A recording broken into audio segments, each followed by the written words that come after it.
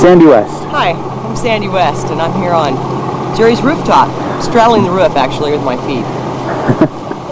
Behind us is a gorgeous, somewhat sunset coming up. Yes.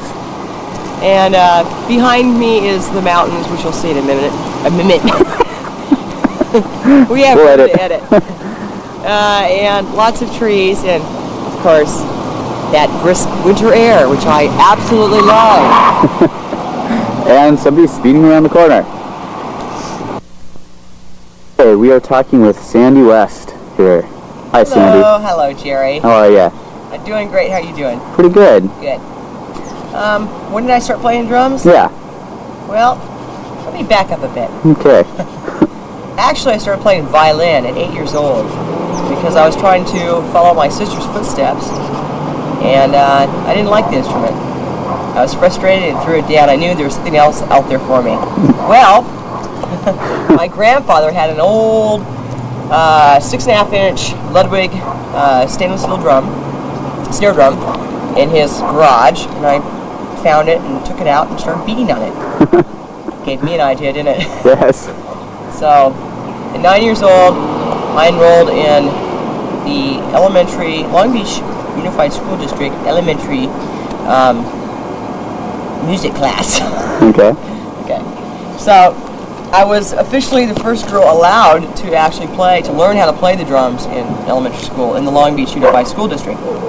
And I stuck with it through elementary school, then through junior high, and of course in school you have to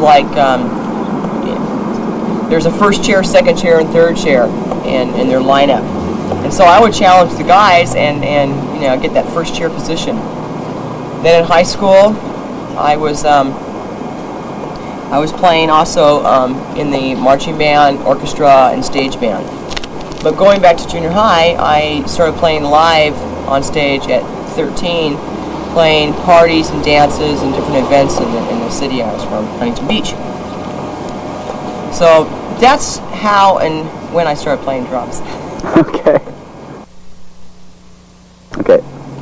How did I meet Kim Fowley? Well, I lied to my parents. A couple friends of mine invited me to go up to the Starwood, which is a club in Hollywood. And as I said, I'm from Huntington Beach, California. And what we did is we told our parents that we were going to Disneyland for the night. So I got all dressed up and we went to the Starwood to see a band. Then afterwards, the thing to do was to go to the Rainbow Bar and Grill, because that's where all the stars and producers and all these people would hang out after it would close down. So I was standing there in the parking lot of the Rainbow, and my friend said, "There's Kim Fowley, he's written for Kiss and Alice Cooper, and he's produced this and produced that. He's a big shot." So I went right up to him on my own. I said, "Hi, I play drums, and I'm in a band right now." He goes, "How old are you?" "Well, I'm 15 and a half. He says, "You're kidding me." He goes, "I'm working with a girl right now who's 14, and she's a lyricist. I think she knows a friend out in the valley who plays electric guitar, who is about 16. So I said, "Well, I may be interested." And he said, "Give me your phone number, and I'll give you a call in a couple days. I'll give you the phone number of this girl that I think that you might want to hook up with." So he did. It was around dinner time when he called. My mom answered the phone, and she's this older man's on the phone. Well, I kind of had to make up something real quick, but I did get the information from him, took the number down, and called this girl in the valley. It turned out to be Joan. She arrived a couple weeks later with her little Sears guitar in hand. She took 3 buses, and 4 hours later from Canoga Park to Huntington Beach. It's about a 45-mile drive. And in my house upstairs, we had this big room. We had a pool table and my drum set, and I had one of the guys left over his Marshall Stack amplifier and a Les Paul guitar. And she rocked in. She's like, "Oh my God, all this equipment!" So she picked it up and started playing Suzi Quatro songs, which I was a little familiar with. I was playing Led Zeppelin and Black Sabbath, but she had such great rhythm that we hit it off so well together. We called up Kim over the phone, put the receiver down, and said, "Kim, take a listen to this." I think money signs went off in his eyes because he said that sounded great, and that if there's the two of us out there must be more girls. From then on, we started putting advertisements in the paper for auditions and searching nationwide and even in England. We flew people in from Cleveland and New York to audition. We came up with a bass player a few months later called Mickey Steele, and so we were the three-piece, and we played the whiskey and the Starwood, and got a lot of recognition, and then we started advertising for more people. After that, we found Lita Ford and Cherie Curry and Jackie Fox, which completed the five-piece of the Runaways.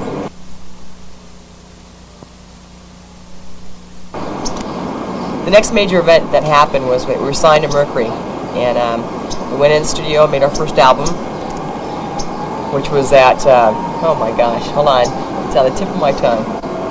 This could be footage, huh? Fidelity, thank you, in the Valley. Party Rip, that's right. Okay, so we recorded our first album, and after it was released, we went on tour. And part of our tour in the United States was done with a group called Spirit from Randy, California, like a 60s group that was on Mercury also. So we did some pretty big shows with them, opening for them, and was advertised pretty good. Did a lot of promo, handprints in the cement. The sun's going away. Oh no. And record store appearances and stuff. And then we did some shows on our own, and we did really good at that. After that, we went to Europe. When did you notice things like starting to get crazy a little bit?